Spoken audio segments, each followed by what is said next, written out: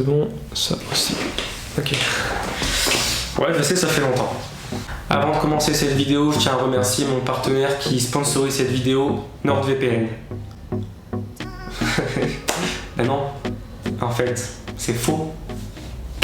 Vous avez été très nombreux sur Instagram à me demander comment je me prenais en photo quand j'étais tout seul lors de mes voyages. Est-ce qu'il y a quelqu'un qui m'aide?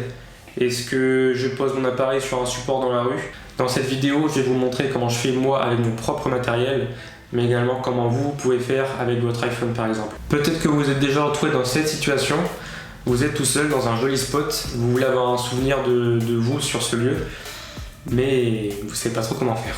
Vous n'avez peut-être pas forcément envie de vous prendre en selfie, vous voulez une photo peut-être un peu plus intéressante, vous êtes timide et vous n'avez pas forcément envie d'aller voir des personnes et de leur demander de vous prendre en photo, ou tout simplement vous avez peur que la personne en question rate cette photo. Pour moi c'est le cas, je suis timide et j'ai pas forcément envie d'aller voir des personnes pour me demander de me prendre en photo, et perfectionniste comme je suis, je veux que ce soit moi qui gère le cadre et la photo en elle-même.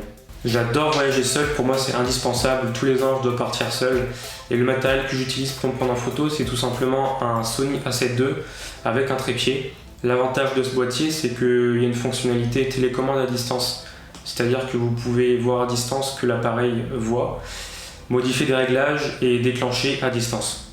Pour utiliser cette fonctionnalité de télécommande à distance, il faut télécharger une application, c'est Imagine Edge Mobile. Et là, je suis influenceuse. Voilà.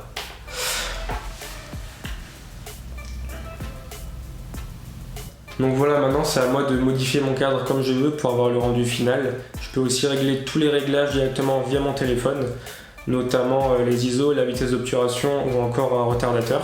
Une fois que la photo est prise, j'ai directement accès à toutes les photos sur mon téléphone, comme ça je peux faire un pré-tri des photos favorites. La chose importante à savoir, c'est qu'une fois la prise de vue effectuée, les photos qui sont sur votre téléphone, en fait, c'est pas les photos en RAW en bonne qualité en fait.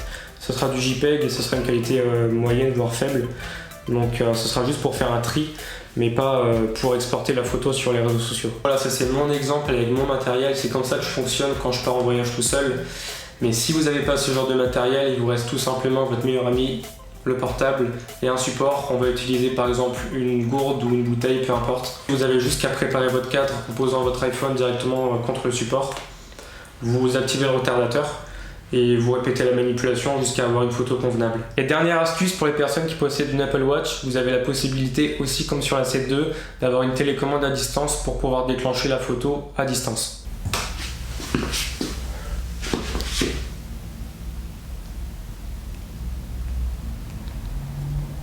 Et voilà, vous savez tout sur comment je fonctionne pour prendre mes photos tout seul en voyage, mon trépied, mon A7 II, mon application sur l'iPhone, et voilà. J'espère avoir été clair. Si vous avez des questions, des choses que vous n'avez pas trop compris, n'hésitez pas à m'envoyer des messages directement sur Instagram ou en commentaire de cette vidéo. N'oubliez pas de me soutenir en partageant la vidéo ou en laissant un like. Et nous, on se dit pour une prochaine vidéo. Allez, à la prochaine.